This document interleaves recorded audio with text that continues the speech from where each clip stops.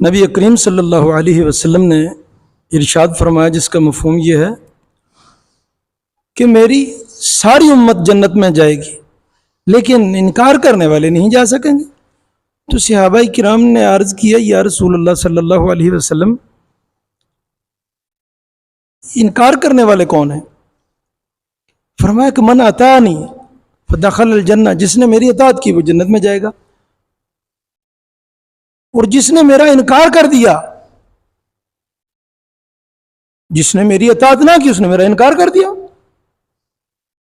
لہذا نبی کریم صلی اللہ علیہ وسلم کی اطاعت کو قرآن نے بھی کیسے انداز میں بتلایا کہ ان کنتم تحبون اللہ فاتبعونی، اگر تم اللہ تعالیٰ سے محبت چاہتے ہو تو میرے محبوب کی اتباع کرو، یحببکم اللہ ویغفر لکم ذنوبکم، اللہ بھی تمہیں کیا کرے گا؟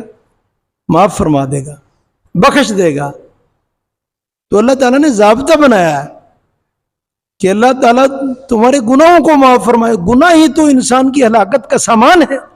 اس لیے ہمارے لیے یہ پیغام ہے قرآن کا کہ ہم نبی کریم صلی اللہ علیہ وسلم کی کما حق اتباع کریں۔